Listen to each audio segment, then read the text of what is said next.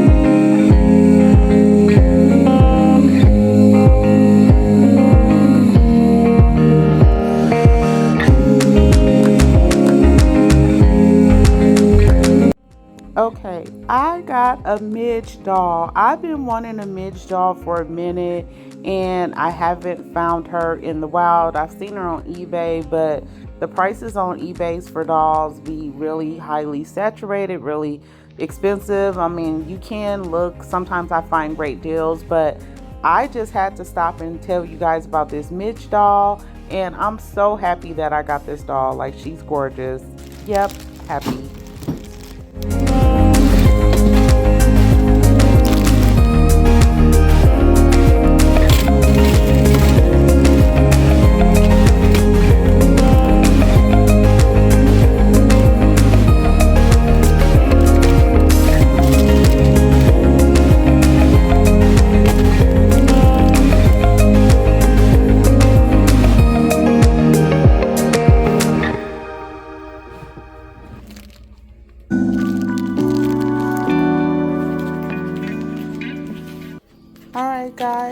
so that's pretty much it for this video.